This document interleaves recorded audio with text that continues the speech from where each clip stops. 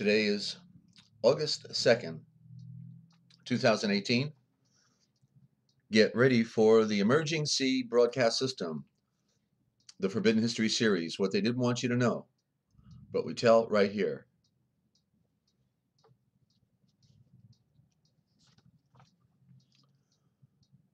We now interrupt your normally scheduled programming to bring you this very important deprogramming program. And special thanks to YouTube.com for hosting the Forbidden History series.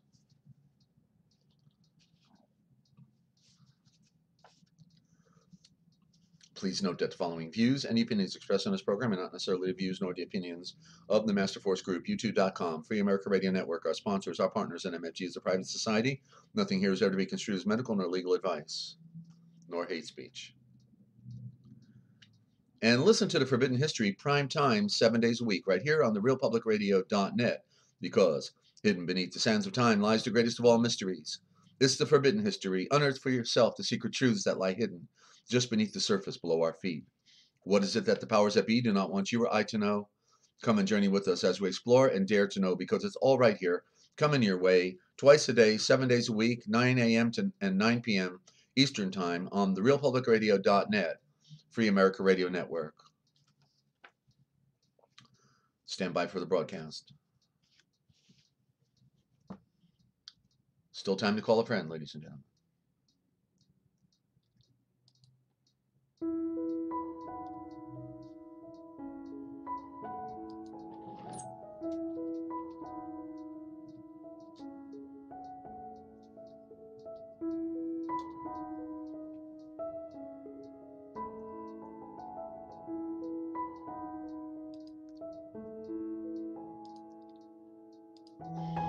Coming to you live from Studio Z at the Lighthouse in Central Ohio in the heart of Amish country, and Free America Radio Network in the land of dreams, enchantments, and nightmares.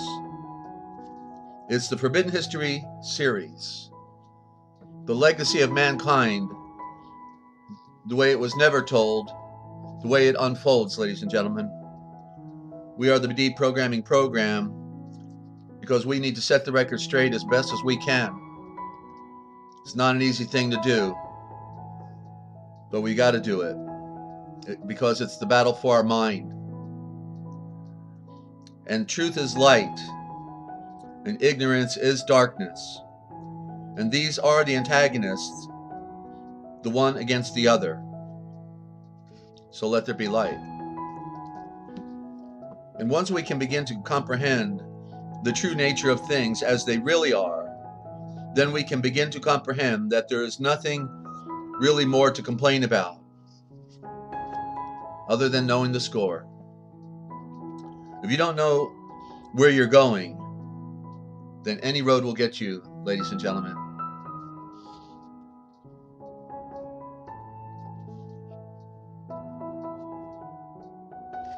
But if you want to get back home, then we better be in tune.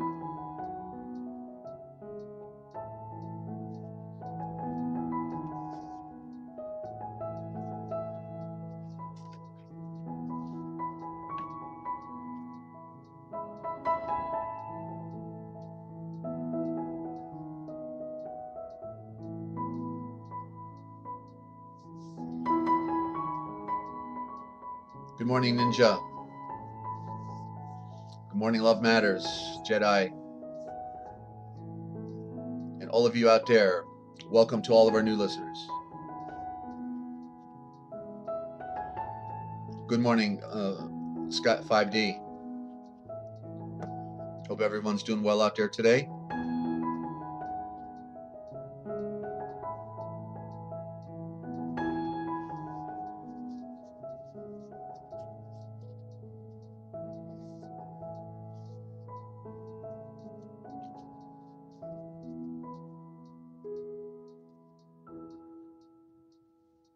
And welcome to the Forbidden History series, ladies and gentlemen. I'm your host, Desert Owl, bird who sees in the night. Hello, Liz. Good to have you. I'm out there in Dublin. And, you know, the common individual out there is handicapped by coming face to face with a conspiracy so monstrous and so great that he cannot actually accept that it really exists. And it's easy. The truth is, it's easier to lie to people than it is to convince them that they have been lied to, ladies and gentlemen. Easier to lie to people. There's a sucker on every corner, right? But for people to have it's like they did something to us right out the gate, right? And we still struggle today, even when we know we've woke up to the bigger picture. It's a coming out. It is an awareness, the knowing, the other senses that we have, which are reason and knowing. These are the higher senses that we ignore. We smell good food. We taste good drink. We like to hear good music, and we embrace the five main senses. But the most important sense of our reasoning and of our ability to know things is the one that seems to be the most underfunded, for lack of a better way of saying it, underfunded. And so we need to go for all the gusto we can get when it comes to knowing who we are, where we are, when we are, and why we are. We have limited time to pull it all together and to figure it out, and then possibly after we have been able to see with straight eyes, with the focus that makes our eyes single, the duality coming together, then perhaps we can help somebody else. That's all we can hope to do. And then the divine grace of the Father, who said, even greater works you will do than I did, can transpire. Later tonight, we're going to have an introduction to the ancient cult of the number 5. That's obviously the serpent cult. It's just another way of referring to them by Alan David. And he's going to be revealing its existence within our modern world. So just like the 9/11 code, then there's the code of 5, and so that's going to be a lot of fun. I'm going to enjoy just kicking back and listening to Alan David roll with this. His life has been dedicated to this. He's obviously touched in his own way, and and so that's great. I've made some great friends over the years in the by broadcasting and producing programs for people, and he came in through Melody, who will be back on Monday night. Melody Gillespie with Mel's Bar and Grill, where they cook up attorneys and then throw them out the back door. But last night, if you didn't get to listen in, we had a special presentation, Mind Control in America. So do check out last night's program. It's in the first segment. Okay, so and I hope to be bringing Stephen Jacobson on soon as well, my friend, to talk about mind control. So if you have a great live history that you want to share, or if you have some words that it seems like they killed us with, I'd love to hear from you. And our call-in number here is 608-566-7295, 608-566-7295. And if you want to call in on Skype, I'm still waiting for a test on my Skype. It's Free America Radio, all one word, Free America Radio. Okay, and my biggest concern about testing Skype is getting the feedback. That'll be my test. Okay, so Real Da Vinci Code Etymological Dictionary, 300 pages, 8.5 by 11, filled with more stuff from a veteran political activist slash a spiritual pacifist translator. I've got a book that is totally a standalone. That you will find very interesting. So that's available, any size donation, any size. Okay, and you can go to therealpublicradio.net, therealpublicradio.net, therealpublicradio.net, and there's a PayPal button there. And if you actually can't afford to do a PayPal, or anything, then just let me know, and I'll be glad to get you a copy of the document. Okay, here to serve and here to hopefully make sense out of a bad world. And oh, you're welcome, Love Matters. Yes, you got a copy. Okay, very good, and I'm glad it made it through. So wonderful, ladies and gentlemen.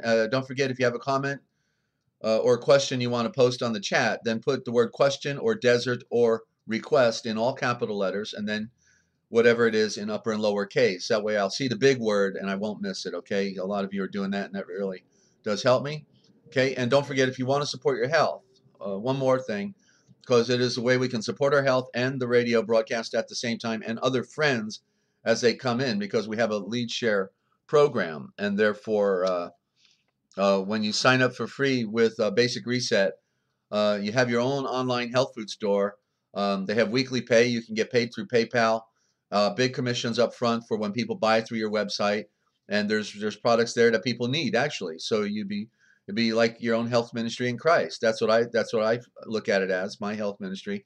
So you can go to uh, healthwalk.basicreset.com, healthwalk.basicreset.com, and then if you sign up, rather than just get the product, but you also get a free account, then let us know so we can put your name on a 3x5 card, and we'll give out your website right here. And as we continue to grow our broadcasting presentation here on YouTube and perhaps other venues, we'll help you as well to make some funny money in these hard times, because the money's funny, but hard times is not. And so where are we at this morning, ladies and gentlemen? Well, we've got, before I do the words that kill out of the book, The Pirate Sea of Words, that I hand drafted and probably will never publish, I've got, yeah, I got some words that they killed us with there. But right now I want to do something on the corporate concept, because the corporate concept is what's affecting us today in a big way. It's the corporations that create a barrier between us and the real flesh and blood people that are running things. And I'm wondering if I can find real quick in here before I go there to the 13th Amendment. Let me see if I can find the missing 13th Amendment here. THI 13th. I got like several dictionaries in one, so it's not the easiest dictionary to negotiate through right out the gate. Okay, I'm not finding it, but if you're not familiar with the missing 13th Amendment, you can do a Google search and learn about it. But the missing 13th Amendment is the original 13th Amendment that was dealing with titles of nobility. And what it implied in there is that no one can hold public office who takes any benefit or emolument or gift, or what have you, from any foreign power. And so, like attorney is a title of nobility. So, attorneys come from England. Okay, that's why in the back of Black's Law Dictionary they've got the royal family going back to when the Norman Franks took over England in 1066. That's what's in the back of the American Black's Law Dictionary, the royal family, not the presidents.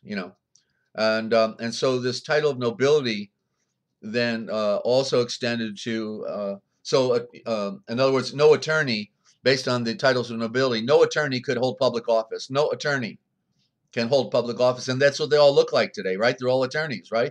They love to call themselves lawmakers. But so the corporate concept is the thing to take note of. It's about corporate, and then look at what they abbreviated as an acronym is Inc. INC, right? Inc. Like for incorporated. But isn't it interesting that just like it sounds, Inc. Well, the only way we find the corporation is on paper. That's how it came into existence, and that's how it remains in existence, on paper with ink. And what's also interesting about the word ink is it's also the word ick, which means darkness. So the ink is black on the page, and the corporation is operating in covert, undisclosed parameters that also put it into darkness as well. Because as we see, most of these corporations are poisoning us, right? They're poisoning us. They do damage to our planet, and they have no obligation to fix it. So it's a shell. That's the the true a true definition for a corporation would be a shell. Um, and that's what the CIA did, right? They made all these shell corporations, and they like Evergreen, and then they dumped all that core exit into the Gulf of Mexico after the Deepwater Horizon Deepwater well, blew up, and then and it was all planned, okay, so they could destroy the Gulf Stream. It was all a ploy. The BP Corporation, the Evergreen's going to poison the Gulf, and all the life there that could be a benefit to people. All the sea life was dying out. So yeah, these corporations have quite a way of operating in our world with no responsibility. And so let's see what the corporate concept is here out of the Real Da Vinci Code Etymological Dictionary. From earliest times, the law has enforced rights and exacted liabilities by utilizing a corporate concept, by recognizing the difference between juristic persons and person in Black's fourth, I believe it is, is a corporation fiction. Person means for the sun, right?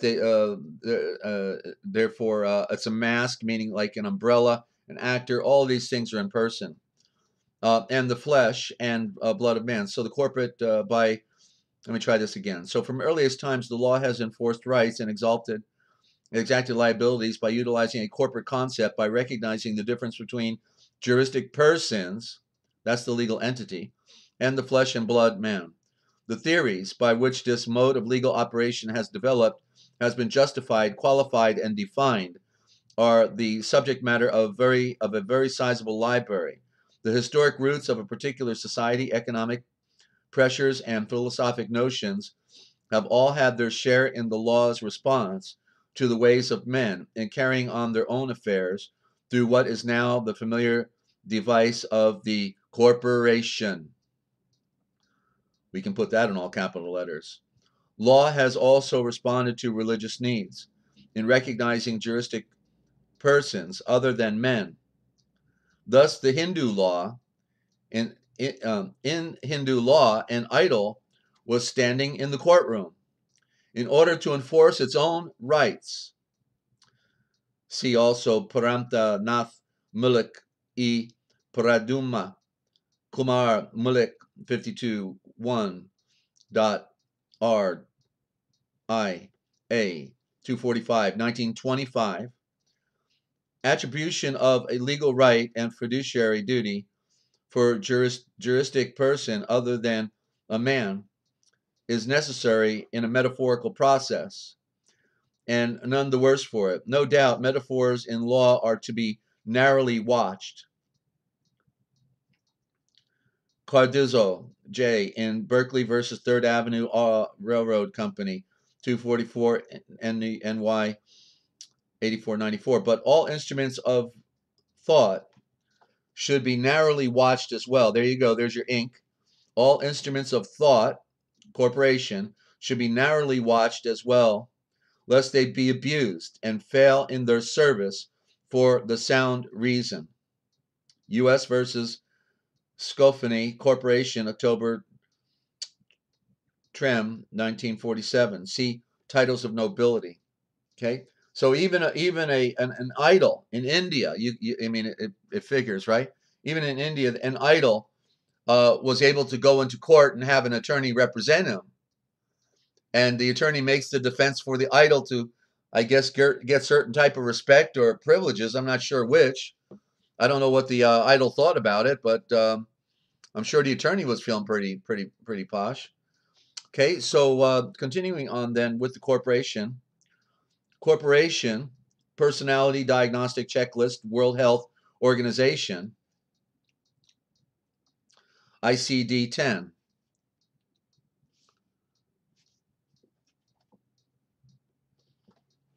Okay, and this is Corporation Personality Diagnostic Checklist. So let's see how a corporation fits up to standards. Okay, so Manual of Health Disorders, DSM 4.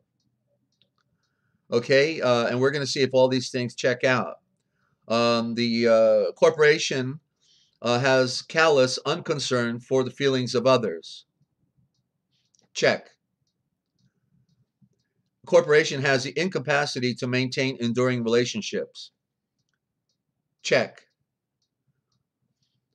The reckless disregard for the safety of others is the corporation. Check. Deceitfulness, repeated lying and conning of others for profit. The incapacity to experience guilt. Check. And failure to conform to social norms with respect to lawful behavior. The subject, the corporation. The diagnosis, this is the personality disorder of a psychopath. The personality disorder of a psychopath. See the corporate concept and United States. Yes, there we go, United States. So, yeah, so when we deal with corporations, it's a title of nobility and something that actually never should have exist. It's sort of like saying, you know, the king can do no wrong. You couldn't even sue the king without their permission, you know, if that could ever happen. So that's a little splice out of the Real Da Vinci Code Etymological Dictionary, ladies and gentlemen. And don't forget, you got it here first. And I forgot to pull out a great lie history. But I guess we could relate it to the corporations. The corporations are just, you know, they come to us under the guise of benevolence and good and wanting to serve us, but it's what they wanted to serve us that we didn't get the picture of until it was too late. And so there you go. Okay, so we're in the Pirate Sea of Words. And now we're talking about the free, which is funny. It's if you take out the R, the royal symbol, you get fee. So sometimes when you're free, you may have to pay the fee, whether you like it or not. Free offer, handout for an obligation. C, must be free from that reef. Yeah. True freedom. The only true freedom is that of a complete and total separation from all of the debilitating corruption and deceit that belongs to this very dark world. And that's my quote. Okay, don't even remember writing that. Yeah, to be separate from this world. Or there's another quote about a true freeman is one who's been made free from sin, or which also means to have your eyes closed. So the true freeman is the one who's been set free from having their eyes closed and can see things clearly as they really are. Freedom, I like that one. Freedom, D-U-M-B. Freedom, not freedom, but freedom. There is no freedom, not in man's world. How dumb can you get? Now, dumb free, I can get. See, Dumfrey went to college and became a dumb waiter. That's true, don't they? Isn't that what a lot of those college graduates do? They go to college to learn how to be, you know, something important in our world, and the next thing you know, they're working in a restaurant. Yes, may I take your order, please? Dumb waiters, because they didn't know that there was no market for their job, or that you know, for all the things that happen. Fun. One more. We'll go right into G. We'll finish with letter G. Fun. Are we having fun yet? Well, you can be sure that they are. Who? Hey, who are they anyway? One thing for sure, we will never see the faces of that unseen hand. See, Armati, and let's get back to swabbing the deck, slave. I say we abandon ship. What do you say? Gee, you can tell I was having fun on that year I was off work. I have all these little quips in here. I forgot I forgot how I wrote all this stuff. Trying to understand my own. I don't understand anything. Trying to reason what I was writing. And so we're into letter G, and G stands for. Uh, and mind you, the Mason always put the G on his ring, right? If you ever saw the Masonic ring, my grandfather had one of those. Um, he was on the other side of the family, though. He walked out. Figures, right? Okay, so G also stands for goons, ghouls, goats, goblins, the god dress, popa, give me a break, gun grabbers, Germans, gangsters, gold, got the goods, G-men, government men, gone with the wind, oh yeah, almost forgot, and Freemasons of in effigy, sellouts of mankind, all of them. See, they got theirs. Did you get yours? And of course I should end it on gain, because that's what they're all about in their morals and dogma. They want more and they want all. They want more and they want all, and that's moral. Gain. It's their game to gain. See Monopoly. Okay. And so then we'll learn about tomorrow, starting with Generation X. That was a good one, wasn't it? Generation X. It means like you're the last ones. After you, there's no more. That's what they're telling us, right? Generation X. Oh yeah, the generation that is going to see the extermination of mankind. Aren't they just wonderful, sweet, and loving people, ladies and gentlemen? And I know it couldn't be true, could it? Couldn't be true that there's a psychopathic element that runs our world, that literally hates our guts and murders and rapes our babies and drinks their blood and our blood, and uses up our labor, and then at any good point they can put us on a front line on a battlefield and say go run against those machine gun nests and take them out. Yeah, like on D-Day, right? Of all things, think about it. Uh, World War II, D-Day. Would you? You got this these cliffs on the shores of France, all hunkered down with pillboxes of 5-foot thick concrete with machine guns and cannons and yes, Generation X, Love Matters. That's correct. So that's where we have to remember signs and symbols rule the world. We have to get the picture from the interpretation of their subliminal psychobabble, right? But so imagine, you've got this German army that's entrenched in the side of a mountain, entrenched inside, so fortified, right? And that, so rather saying, hey guys, why don't we go around and come in from behind them, or why don't we just bomb them to smithereens? And I don't like talking warfare, but I'm just making a point here, a simple point that is worth looking at. But instead, no, what we're going to do, we're going to land right on the beach, right below them, and we're going to unload all of our people, and we're going to say, hey, as soon as you hit the beach, run for it and go to those pillboxes and take them out. And what was it, like 9 out of 10 soldiers died right there on the beach? Something like 9 and 10. Some of them never made it out of the landing craft. It's they wanted them dead. That's what they do. That's the nature of their business, is to maintain the population on Earth as low as possible, because and not only that, but to put the right people on the front line they don't want to have around anymore. Like they sent them to the Twin Towers on September 11, 2001. They told certain people to go there. So this is the racket. This is the game they've been playing. I had a friend, was going to join. Young friend was going to join the military, and I talked to him out of it. Basically, I said, "Why would you want to be twice a slave? You're already a slave."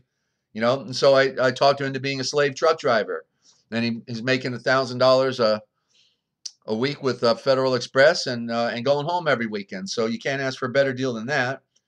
But no, they want us to fight their battles, and their battles are phony battles.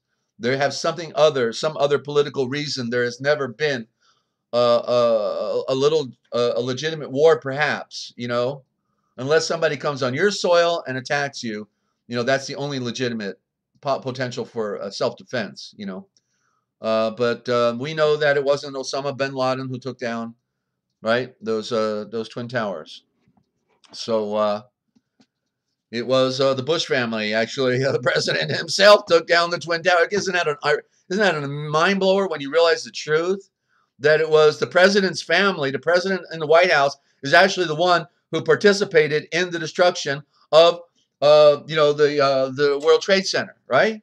The very president and his family, a former president, also his father, with some Islamic sheiks who are in private contracting business together with the Bush family, and even the Bush son was the head of security over there at the 9/11 facility, and then Israeli Mossad take over, and they cash in on a billions of dollars of insurance. So wow, all at the expense of a ritual sacrifice between the columns that we have established through the writings of Fenton, Farrar Fenton, in his Bible translation, the most important translation ever to come out, is that they were sacrificing people between columns, between towers, from the beginning of recorded history. That was the symbolism, and that's why they called it idols in our other scriptures, like in the King James. They called it idols, but they were columns, they were towers. This is relevant to the entire story of our recorded history and what they didn't want us to know, ladies and gentlemen. So I'm overwhelmed at how the pieces come together in the great mystery. And so before I go to our history of the church, I just want to just go to a song real quick and chase my voice. Give me a break, okay? So I see you're all chatting there. I'm not able to follow very well. I don't see anybody writing to me specifically, so I think we're okay. But when we get back, we're going to talk about Philo's account of the Masoretic aesthetics, or the Egyptian ascetics, okay? There was no Egypt. That was another great lie of history. Man, we're full of them, aren't we? I'm telling you. We'll be right back. And want to welcome you out there if you're a new listener. I'm Desert Owl, and you're tuned into the RealPublicRadio.net, Free America Radio Network. What they didn't want you to know. And we're very happy to tell right here.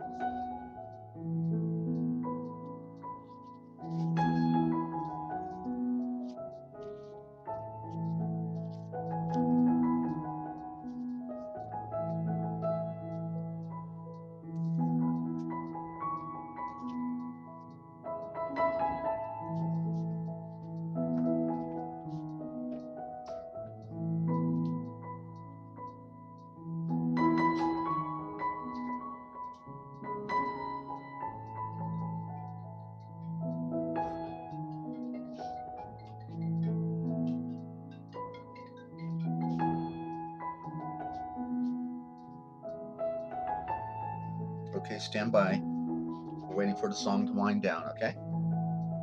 Okay. And hello.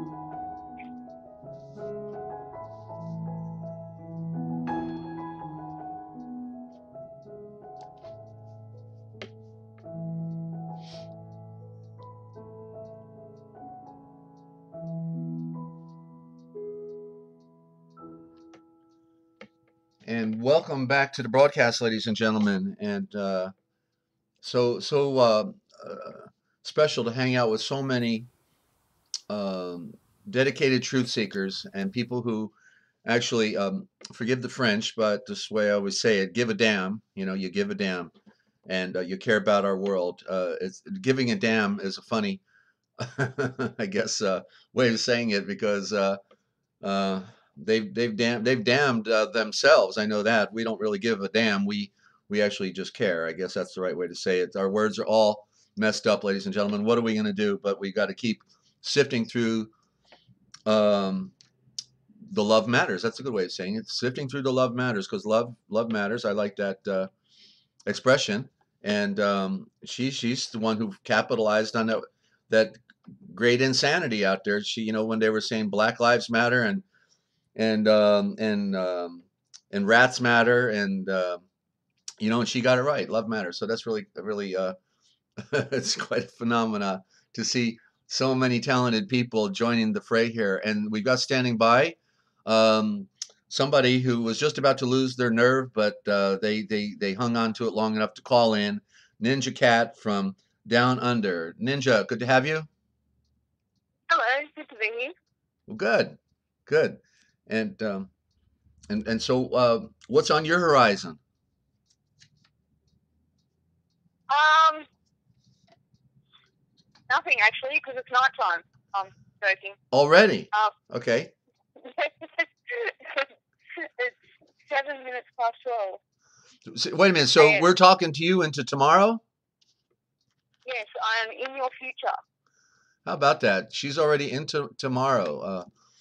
I've always thought that was rather novel to, talk to people in Australia in particular, knowing the time difference and all that. So, well, very good. And so you're not breathing deep because you don't want to breathe in all that chemical spraying in the sky.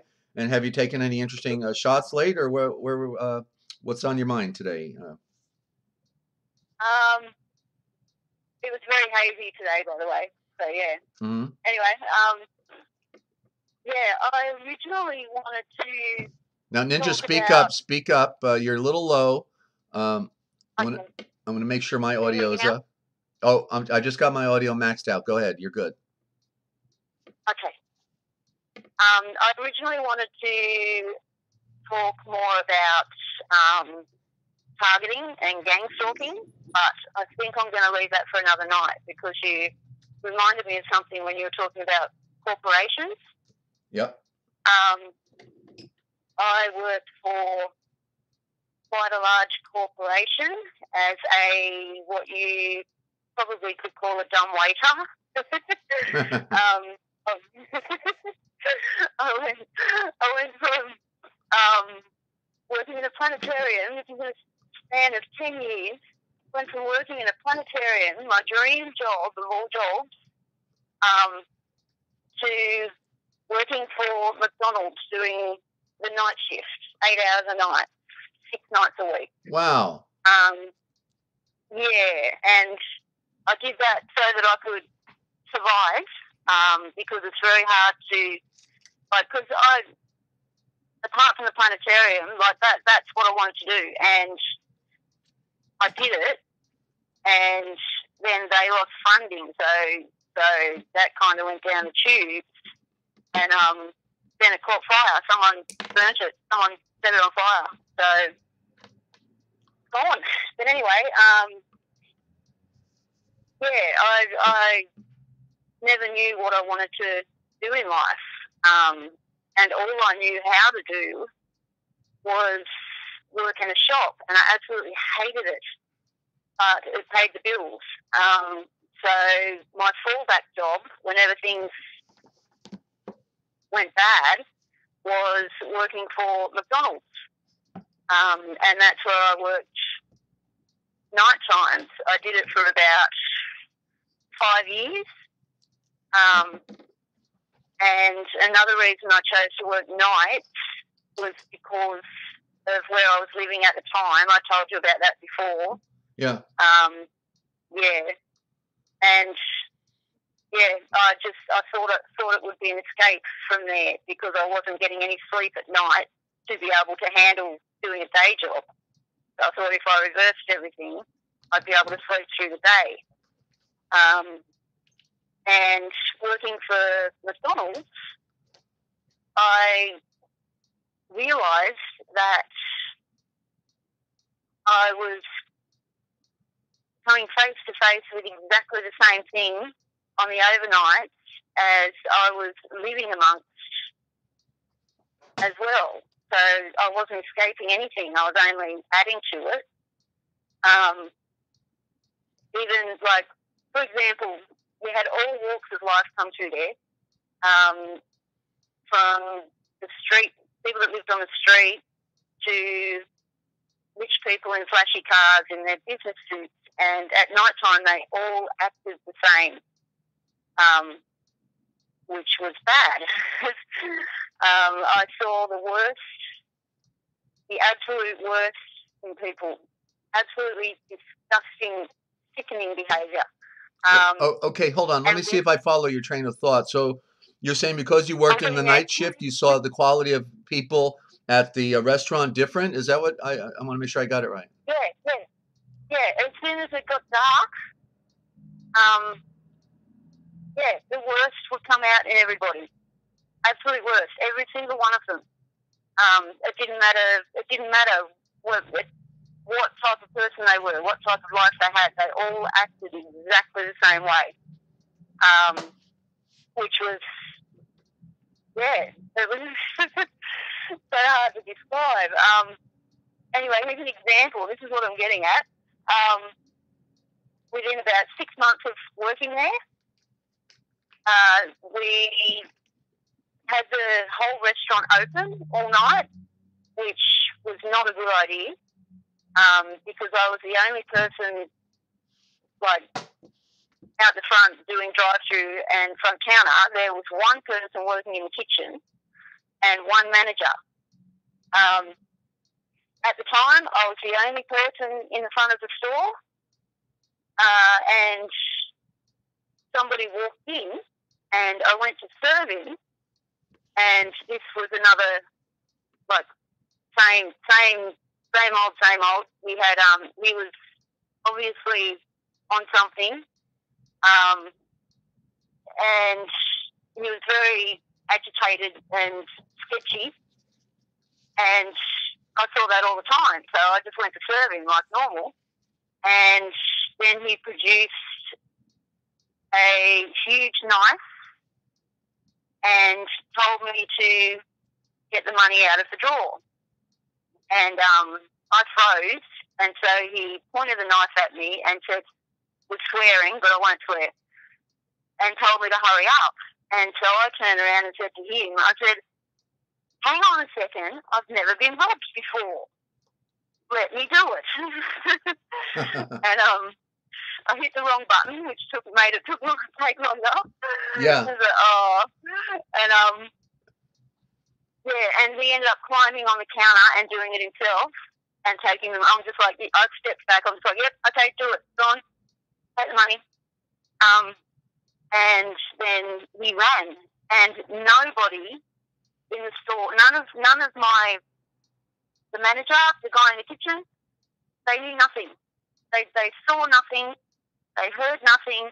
And here I am getting robbed by a drug addict with a huge knife at my place of work where I should have felt safe. And anyway, so I was in shock. Right, right. But when you say they saw nothing, you mean they turned their head. They looked the other way. They weren't there. And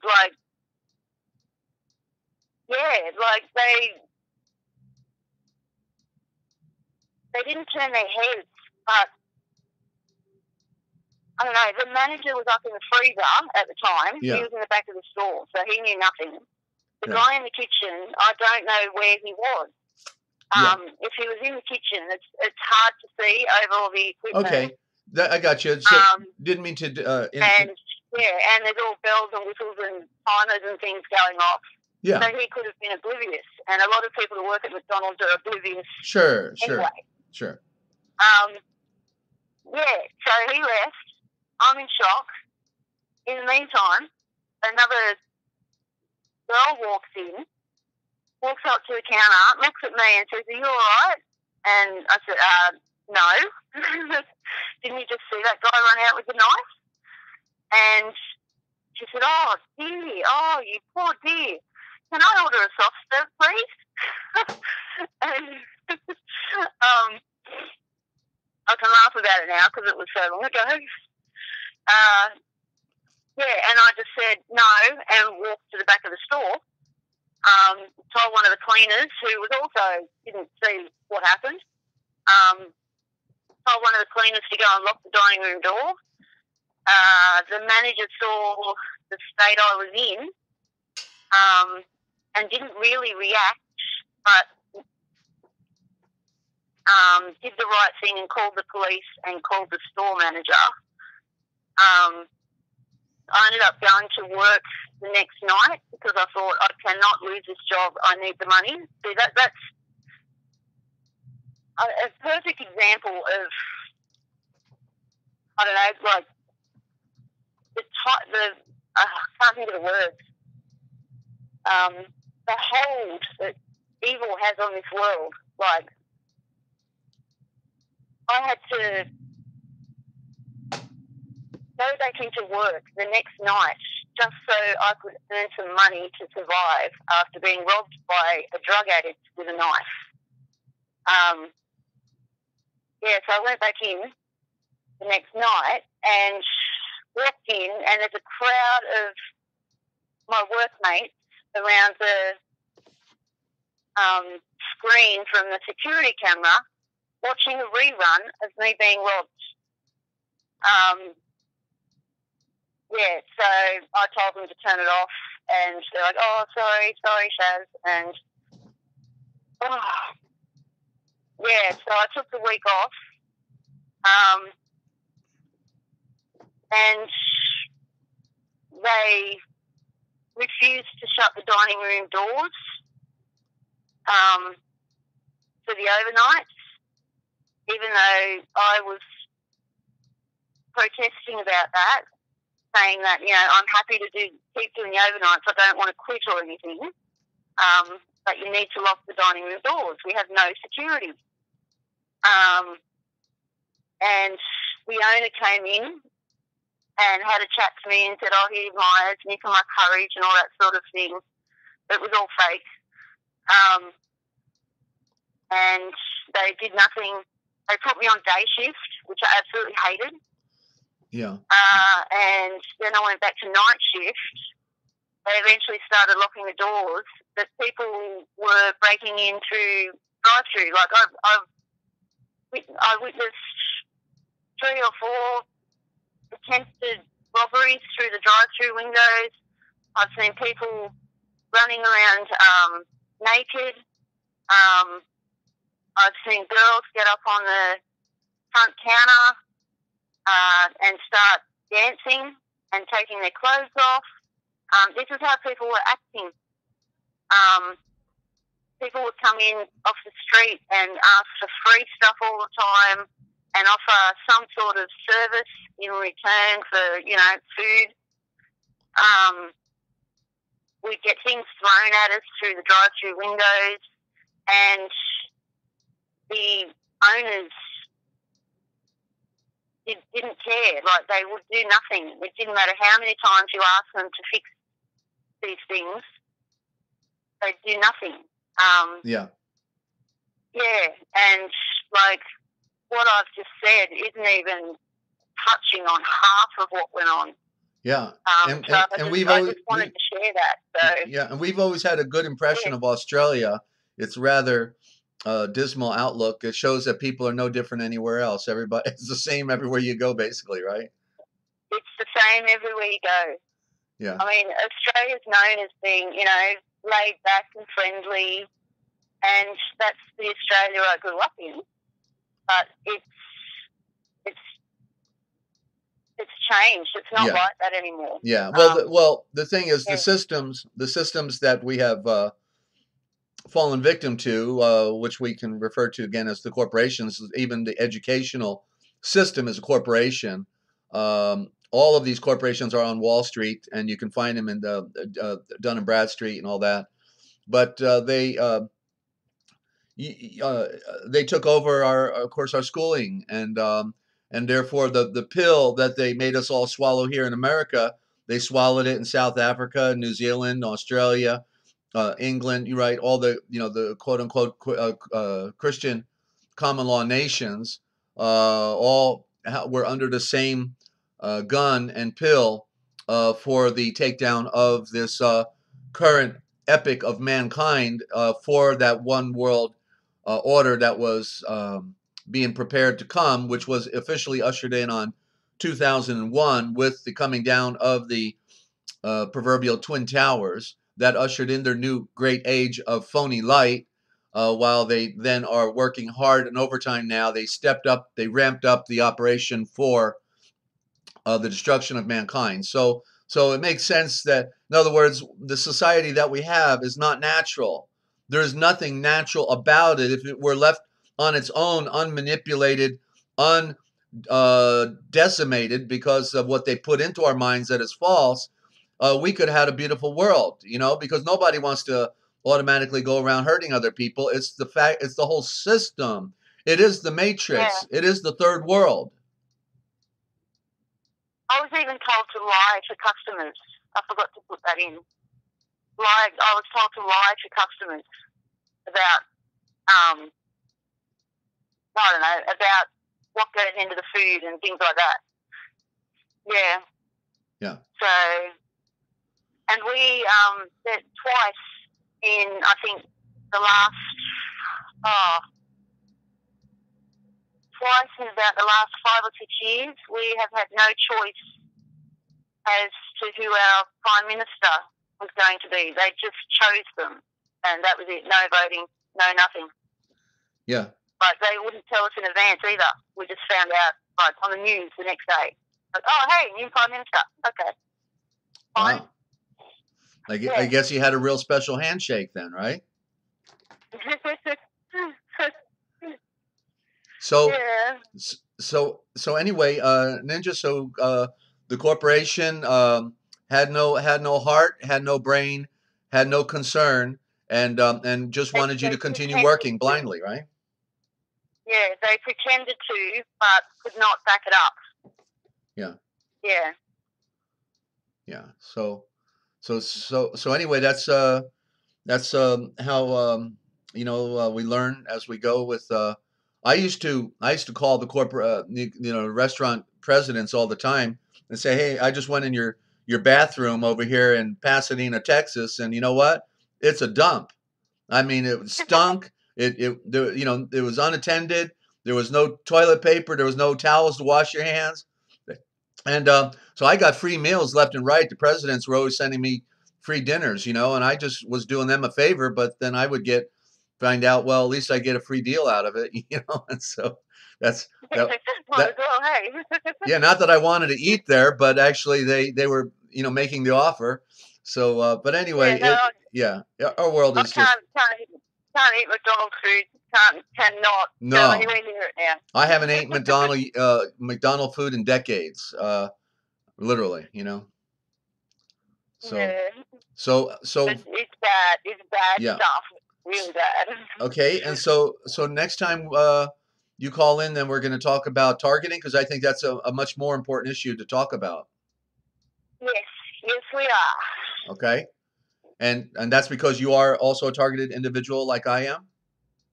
Yes, and I'd like to talk about some new ways that they're doing it. Okay.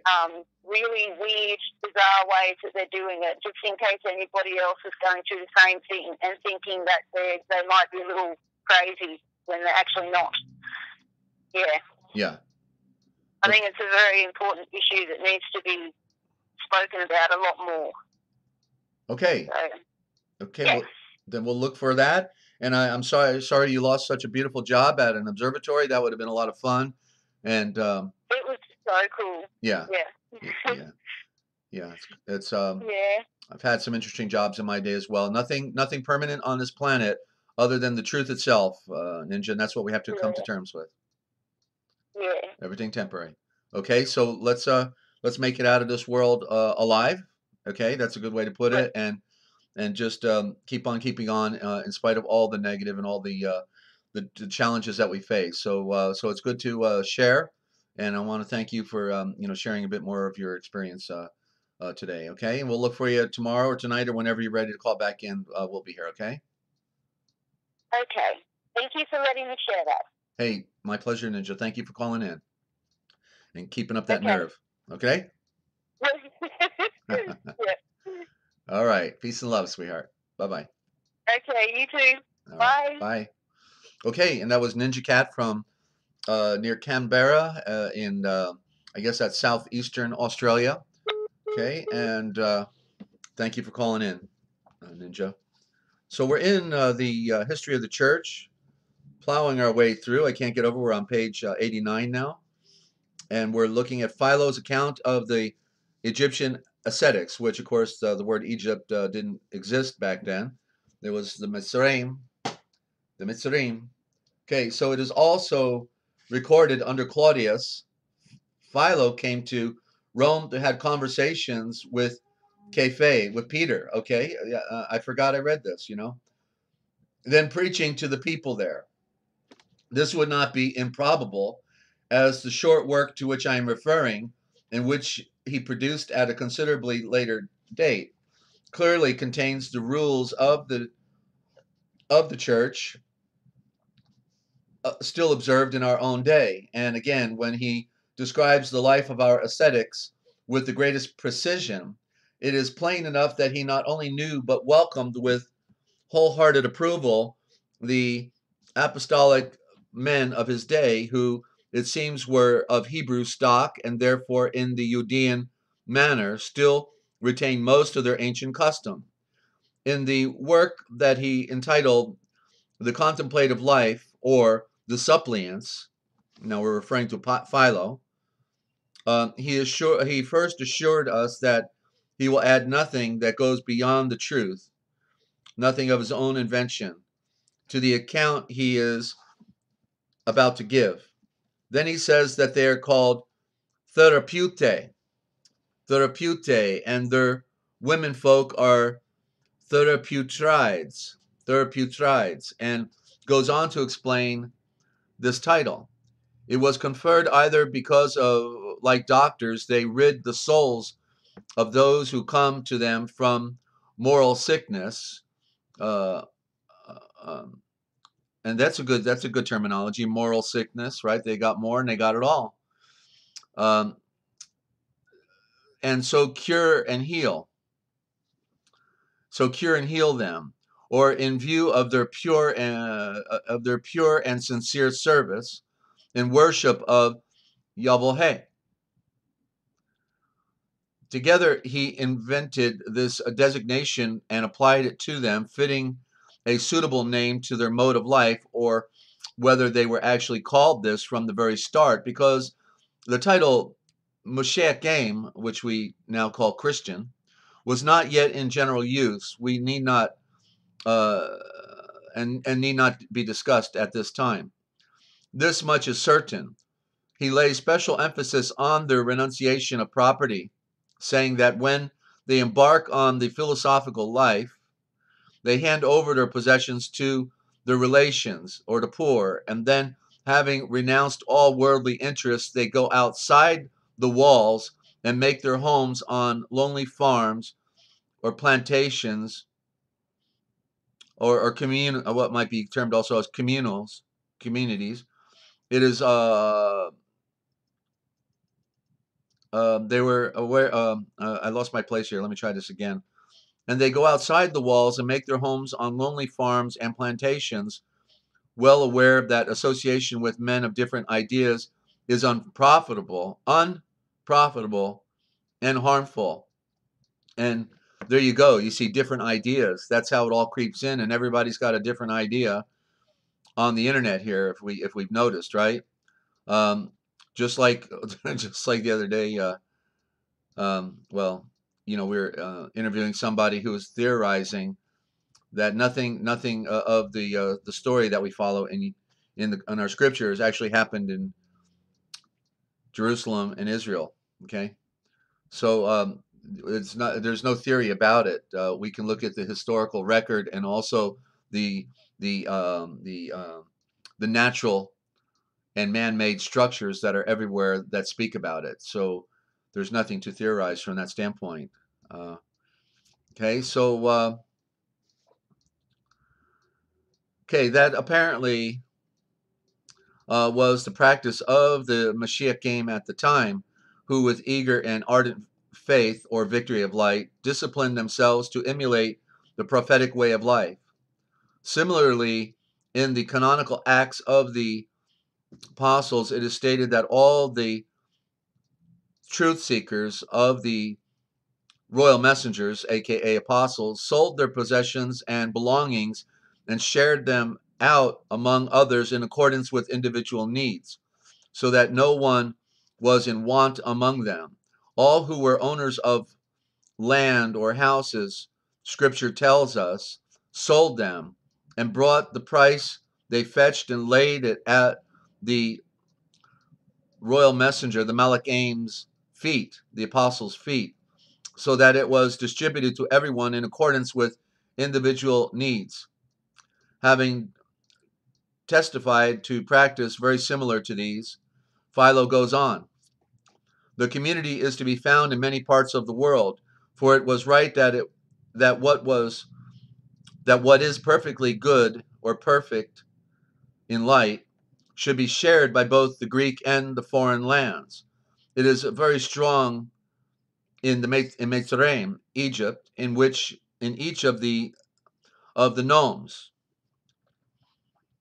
and especially in the Alexandria area. The best men in each region set out as colonists for a highly suitable spot, regarding it as the homeland of the therapeutae. And of course, we see in the word therapeutae the word therapeutic for healing. And so that's what they were called, healers. Yeshua being a healer, they didn't call him Lord. That's English. That's Middle English, means our mother who gave us our bread. So he certainly wasn't our mother who gave us our bread. And he was a healer. And when people running up to him, why did they run up to him? Because he had been healing people, and they said, "Healer, heal me." That's what they were saying. Why don't we have the word healer in our scriptures? Why did they take it out? Because they don't want us to know that he heals, that he can heal us. And to again, what does that word Yeshua mean? From the Babylonian Talmud, Yeshua, may his name be blotted out forever. May his name be blotted out forever. Right? And so here they blot out the names. They blot out the original terms. They give us a commercial term for the Malachim, the royal messengers, and call them apostles. That's postal, shipped packages. And then then they don't want us to know that they were called healers. Okay, they've really done it to us with the words. It's all in the words, ladies and gentlemen. Okay, so it is situated above Lake Mariotis on a low hill, very convenient. Very convenient in view of its security and the mildness of the climate. Next, after describing the character of their dwellings, he had this to say about the churches in the area. In every house there is a pure chamber called the sanctuary or monastery, where they celebrate in seclusion the mysteries of the sanctified life, bringing in nothing, drink, food, or anything else required for bodily needs, but law and inspired oracles spoken by the navigators, hymns, and everything else by which knowledge and true spirituality or pure religion are increased and perfected. The whole period from dawn to dusk is given up to spiritual discipline. They read the sacred scriptures and study their ancestral wisdom and philosophy, philosophically allegorizing it, since they regard the literal sense as symbolic of a hidden reality revealed in the symbols. There you go, ladies and gentlemen, okay? Revealed in the symbols. And of course, if they destroy the original symbols, we can't get it, right? Taking a note here. They possess also short works by earlier writers, the founders of their sect, or who live many specimens of the allegorical method, which they take as their models, following the system on which their predecessors worked. It seems likely that Philo wrote after listening to their exposition of the sacred scriptures. Scriptures is shultres, that's the original word for scriptures. Shultres, and that's where the word sutures comes from. Shultres, the knowledge of the three, the knowledge of the tree of life, it's all there. And it is probable that what he called short works by the early writers were the star messages, aka Gospels, and the writings of royal messengers, and in all probability passages interpreting the old navigators, aka prophets, such as are contained in the letters to the Hebrews and several others of Shaul's letters. Paul. He then goes on to write this about the composing new psalms. Thus, they not only practice contemplation, but also compose songs and hymns to Yahweh, who in all kinds of meters and melodies, setting them, as might be expected, to solemn measures. A great many other points relevant to our subject are discussed in the same book, but it seemed necessary to pick out those in which the characteristics of the life of the called out ones, the perfect circle of the called out ones, aka church, life are displayed. If anyone does not agree with what has been described is peculiar to the star message or gospel way of life, but thinks it applicable to other people as well, he will surely be convinced by Philo's next paragraph, in which if he is reasonable, he will find the evidence on this point beyond dispute. And let me just take a sip here.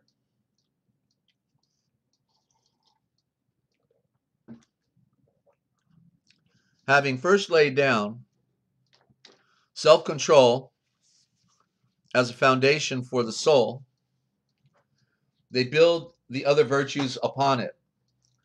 None of them would take food or drink before sundown, as they hold that philosophy deserves daylight, but darkness is good enough for bodily needs. So to the one they assign the day, and to the others a small part of the night. Some think of food only once in 3 days. Those in whom a greater passion for knowledge is rooted. Others so delight and luxuriate as they feast on the wisdom that richly and ungrudgingly supplies their doctrines, that they hold out even for twice that time, and scarcely taste necessary food once in 6 days, having accustomed themselves to this. Now, these would be regarded as the most extreme ascetics, ladies and gentlemen. It wasn't that everybody had to follow this rule, but there were some who wanted nothing more than to go into the cave, into the closet. These statements of Philo seem to me to refer plainly and unquestionably to members of our body of the called out ones, the perfect circle. But if after this someone insists on denying it, he will surely abandon his skepticism and be convinced by still clear evidences which cannot be found anywhere but in the religious practices of the Mashiach Christians who follow the star message, gospel. For Philo, he states that among the people in question, there are women as well, most of them elderly spinsters, who have remained single, not out of necessity, but like priestesses of pagan cults, but of their own free will, through their passionate craving for wisdom, with which they were so eager to live that they scorned bodily pleasures and set their hearts not on mortal children, but on immortal children. And because those who we save in the sense of salvation in this metaphor, they're regarded as the children, that come in from that standpoint, that people are being born again, so they're becoming the child of faith. Child not being a good word, but it's hard to get away from. Okay, which they were so eager to live, they scorned bodily pleasures and set their hearts not on mortal children, but on immortal, which only the soul that loves Yahweh can bring into the world. So only those who truly love Yahweh are able to bring these type of children into the world, because it's passing on the knowledge. It's sharing the good news, the excellent report, the perfect account of eternity, of the true message in the stars, of our true infinite nature. A little farther on, he adds this in his vivid way. Their explanations of the sacred shultres, the sacred shultres, sacred scriptures, are expressed figuratively in allegories. For the entire law seems to them to resemble a living being, which for body has the literal precepts, for soul the meaning that is hidden. Let me just try this again. Okay, for the whole law seems to them to resemble a living being, which that makes sense, because even the Luciferians regard their Lucy as a living being, even though she's an idea in their head. Okay, so the whole law seems to them to resemble a living being, which for body has the literal precepts, for the soul the meaning that is hidden in the words out of sight. Okay, there you go. The words have hidden meaning, and it's out of sight, and it is then to be read again, or as the word read means, to re-add the riddle, re-add the secret meaning, the deeper meaning. This community was the first to make such meaning the object of special investigation. The words, the shavors, providing a mirror, okay? The words providing a mirror in which thoughts of extraordinary beauty are then revealed, okay? Not on the surface, but in the deeper meaning.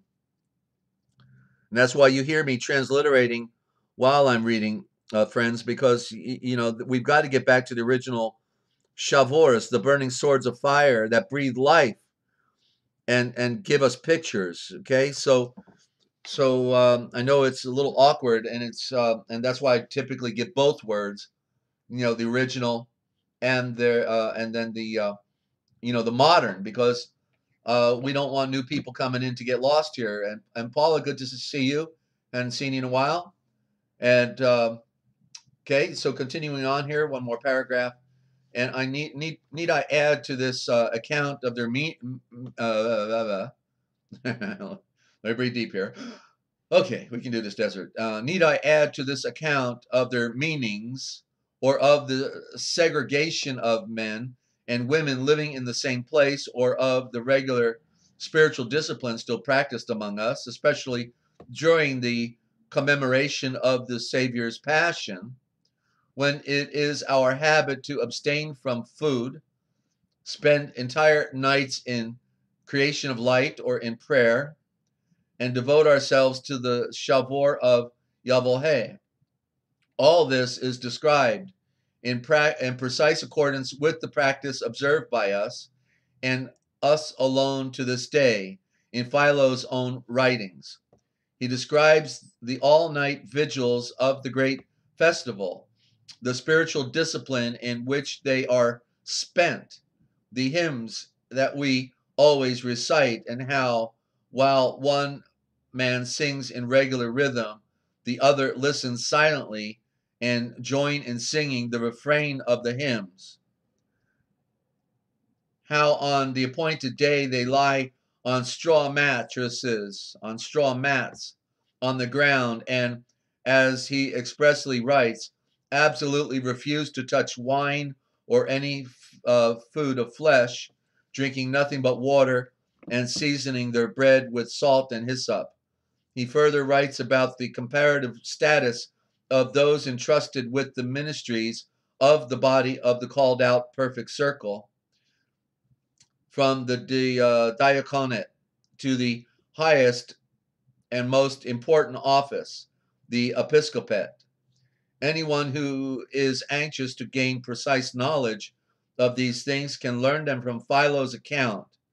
Anyone can see that when he wrote it, he had in mind the first preachers of the star message, seed planting the customs handed down by the royal messengers, aka apostles, from the beginning. And then we're going to read about Philo's extant works coming up tomorrow. Okay, and I'm sure a lot of you are enjoying hearing the insight as to the tradition that we all embrace and follow, and we just don't get to hear these things very often, and so. But yet it is our tradition. It is our customs that we're reading about that have little by little been whittled down and watered down, to a 45-minute ritual on Sunday, and it's not like that. It is 7 days a week, full time. Just like in the old covenant, they said we gave 10%. Well, Pharaoh got 20%. Okay, so in the old covenant, Yahweh only wanted 10%. Pharaoh got 20%. But what's the truth? The truth is Yahweh, who is the great Elohim, owns 100% of us and everything we have and was given to us by him. And he certainly doesn't need any material gifts. What he wants is our dedication to serving our fellow man, to putting on the light of truth and purity. Okay? And so I'm going to go to another quick round. My throat is getting a little hoarse here, and I just want to give us at least one chapter of the original gospel. Okay? What they didn't want you to know. But we're going to give it to you, because that's the kind of people we are, right here on therealpublicradio.net. Want to welcome all of our friends today, listeners, and I listen to a lot of you out there. Watch your sky watching, and boy, there's some stuff to look at, isn't there? I'm telling you.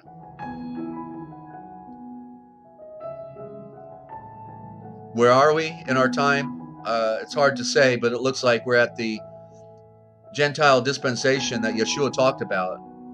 It looks like we're being dispensed. And so the good news is we still have a moment to pull it all together and to help those that we care about at the same time. The little ones deserve a better shake. The little ones deserve to know the truth from the tree's root.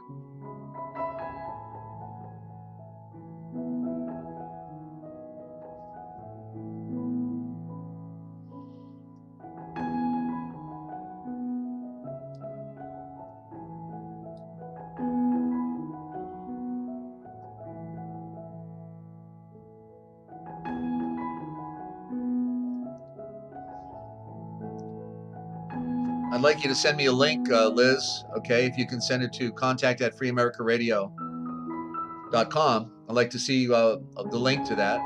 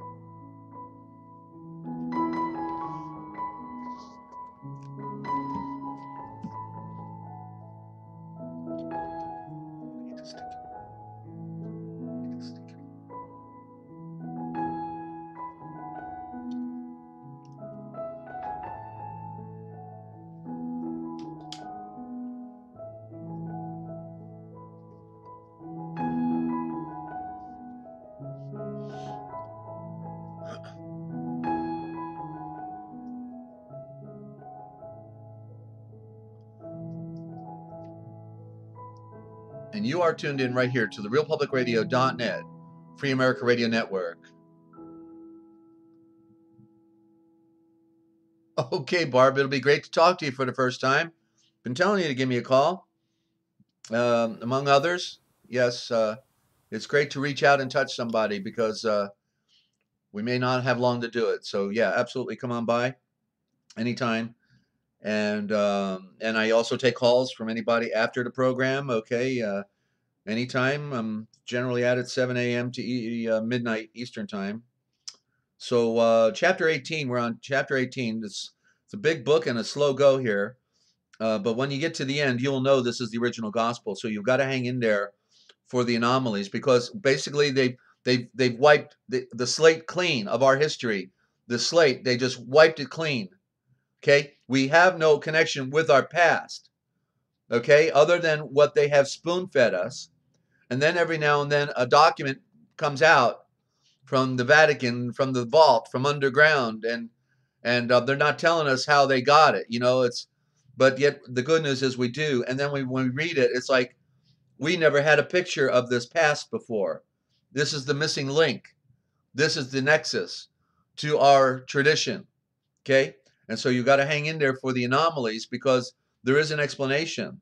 I've read the book now 36 times, give or take, over the last 15 years, and it is the greatest scripture. It would be the one book I would keep, the original gospel, aka misnomered as the Aquarian Gospel, 182 chapters. Chapter 18. The great feast of the Judeans was on, and Mare and her son and many of their relations went to Jerusalem. Wait a minute, I read this already. I didn't move my post-it note. Was that what's going on here? Hang on. I think I read this. Sort of they lost Yeshua. Okay, yeah, I didn't move my notes. I'm glad I caught it. Okay, here we go. We're on chapter 21, the life and works of Yeshua in India. And, so I know now, a lot of people are trying to figure that one out. Okay, India, how did that happen? But we found it in the story at the beginning. It was qualified. Yeshua wanted to leave. These boys and girls become adults at age 14. Okay, age 14. Thank you, Liz. And so they were free to do what they wanted to do, and he wanted to go study in all of the ancient temples around the known world, and so he had to go. But when I had heard originally, I was probably still in my 20s, back in the early 1980s, and I had heard by reading other books, that there was this gospel called the Aquarian Gospel, but you wouldn't want to read it because it's not true. Basically, it's not true. But guess what? Okay, nice thoughts there. Okay, so I was put off 20 years. For 20 years, I didn't pursue it because of the negative feedback that other people put out, the ignorance, because most people are speaking and they don't know what they're talking about.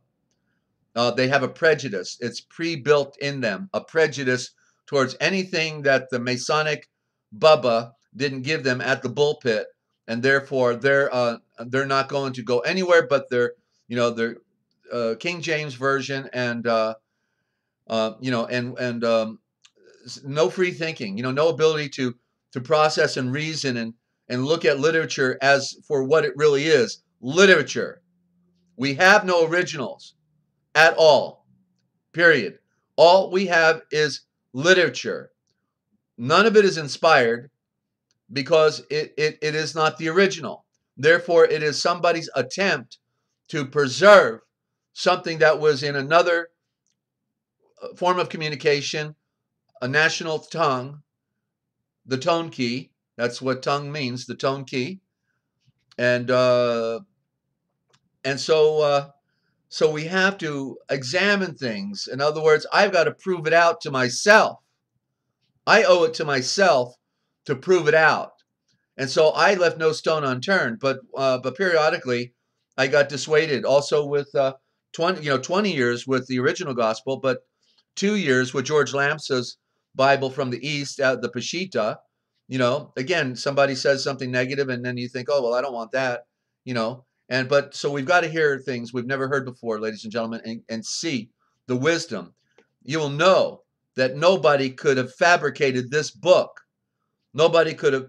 This is the greatest story ever told, and we've been denied it, okay? So we're in chapter 21, Life and Works of Yeshua in India. So a royal prince of India, Ravana of Orissa in the south, was at the Judean festival there in Jerusalem. And Ravana was a blood of the earth of wealth, and he was just, and with a band of Brahmic Aryan priests who sought wisdom in the West. And when Yeshua stood among the Judean Amen Kalnun priests and read and spoke, and this was the speech we had just heard yesterday when he was reading the prophecy to Ariel. Okay, so he was there at this great event. And so Ravana, and he heard him read and speak, and Ravana, after he heard, was astonished. And when he asked who Yeshua was, and from where he came, and what he was, Kayef Hillel breathed, we call this youth the day star from high noon. That's the apex. So you couldn't have a better name, ladies and gentlemen, than the day star from high noon. For he has come to bring men a light of life, to lighten up the way of blood of the earth, and to redeem his people, Israel. And so you see right there, they acknowledge who he is. They know this is the Mashiach. They knew about the signs and all the wonders. Okay? The people knew, but remember, he's still a boy, and he's going to come back as an adult, and he's going to whip up on them. And because they were corrupt, as the condemnation of Ariel was from our reading yesterday, that they were condemned for their lavish lifestyles and oppressing the poor, right? Nothing new under the sun. And special favors for their friends. Or give me that funny money, honey. And Hillel told Ravana all about this youth, about the predictions concerning him that were foretold, about the wonders of the night when he was born, about the visit of the Magian Amen Kolnun priests, about the way in which he was protected from the wrath of dark men, about his flight into Mitzrayim, aka Egypt, and how he then was serving with his father as a Naga, wood twister, a Nagash in the community of the Nazaré. Ravana was entranced and asked to know the way to the Nazaré community, and that he might go and honor such a one as a seed of the sun. Seed of the sun, not of seed of the moon, not of Volshaf, not of Joseph, seed of the son of Yahweh, the perfect man, the prototype, the archetype. And with his gorgeous train, it should be spectacular caravan, that's more appropriate. And with his spectacular caravan, he journeyed on the way and came to the community of Nazareth in Galilee. And he found the object of his search engaging in building dwellings for the seed of the moon. And that's at age 14, building houses. And when he first saw Yeshua, he was climbing up a 12-step ladder, and he carried in his hands a compass, a square, and an axe. Ravana breathed, "All rise and be healed. Most favored, seed of the sun." And at the inn, Ravana made a feast for all the people of the town. Wow, of the entire town. And Yeshua and his parents were the honored guests. For a certain number of days, Ravana was the guest at Volshev's house on Marmion Way, and he sought to learn the secret wisdom of the sun, S-O-N-S-U-N. But it was all just too much for him. It was so great. And then he asked that he might be the patron, which means protector and defender, of this youth, and that he might take him to the farther east where he could learn the wisdom of the Brahm. Now you have to remember, Yeshua also already declared that he wanted to go to the other lands. And so this was the opening. And Yeshua longed to go so that he might learn. And after many days of meditation and prayer, his parents gave their consent. Then with a proud heart, Ravana, with his caravan, began the long journey towards the rising sun. And after many diels, they crossed the Sind, that's the land of the 5 rivers, and reached the province of Orissa and the palace of the prince. The Brahmic Amun priests were glad to welcome home the prince. With favor, they received the Judean boy. And Yeshua was accepted as a pupil in the temple Yoganath, and here learned the Vedas and the Manic laws. The Brahmic mother stars wondered at the clear conceptions of this Yutha, and often were astonished when he explained to them the very meanings of their scriptures better than they could. Okay, that's what he could do. You see, he was going into all the temples to give them the true light, okay, because the light had been blackened by the occult nature of man. And so when we hear he read the Vedics, it's not to endorse them. It's not an endorsement, because actually on the international gospel that was found in Tibet, in there, and that was the one discovered by Nicholas Notovich, right in there in his gospel, Yeshua puts down the Vedas, and he says that they lie. Okay, and so he could obviously talk about it, right? Because he read them. He read them, and therefore he knows that they lie. So Yeshua had to expose himself to the, to the traditions that were all around the ancient world, because he was the one who made all things, and therefore he had to remember within his own psyche and through the spirit of his true intent and purpose and what the history of mankind was all about. He had to wake up to his own purpose, because he was in the dense nature of matter, not just as spirit, but as like we are in the flesh, in the denseness of the duality, of the convolution of the struggle of dense matter, contrary to spirit, antithetical against it, and so he had to come to terms with his own purpose. And through the Spirit, everything was revealed to him. But it was also through his experience, that he became what he ultimately, is as the Naga healer, the Naga, the wise serpent. Yeah, absolutely. We all have to, we all have that spark in us. In other words, we're all different on the outside, right? We're all different. But on the inside, within the great mystery of our origin, we are the same. No special clothing, no, right, special appearances. It's all the same. We have that spirit that is in us, that is what we really are. The body's the house.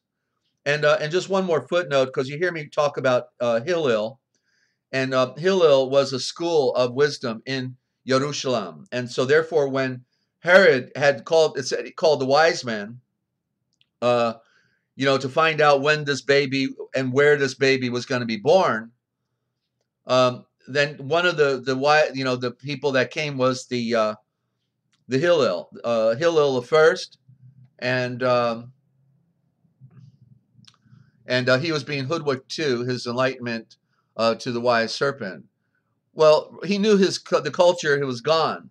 The culture there in Israel was all now just a mix match, and was not the original. Okay, but the Hillels, they got about 7 letters in the back of the Arco volume, and ultimately by the 3rd generation, Hillel the third, the grandson of Hillel the first, he became a convert to Christianity.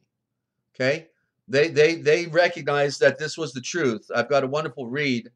Maybe I'll bring it on tonight. Okay, that'll be a good inspiration for tonight. Let me pull the book out, and we'll hear a special gospel, or not a gospel, but a parable of Peter. You're going to hear a parable of Peter that is just absolutely stellar.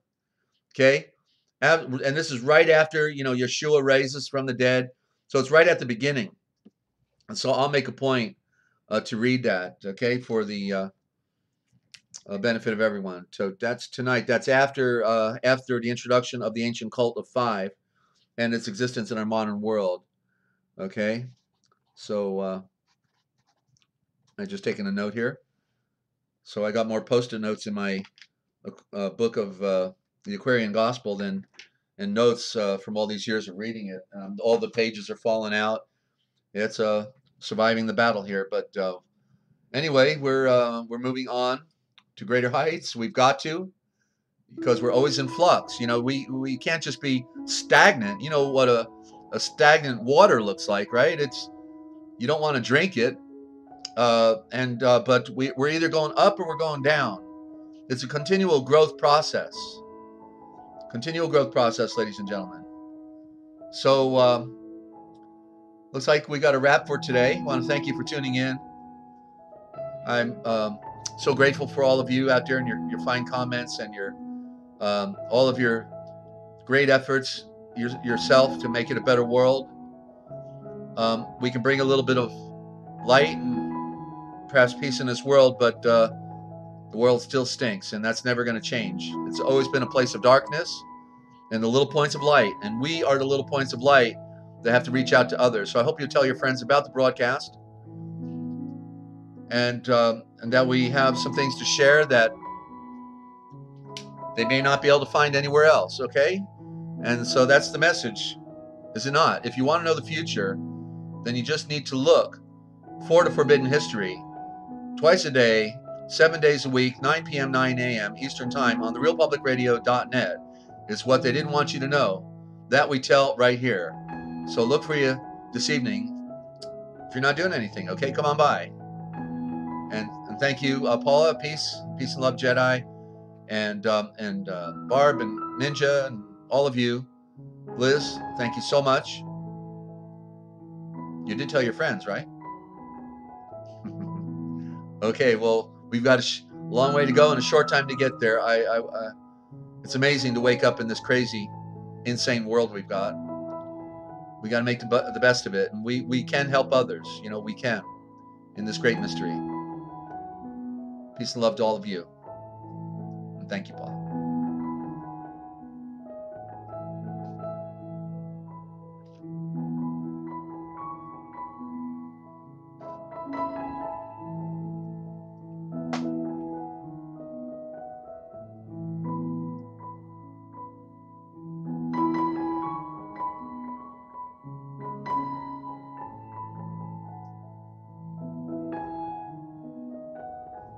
Thank you, Anna.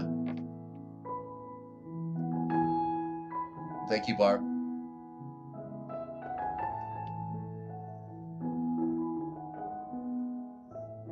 Okay, that'd be great to hear from you.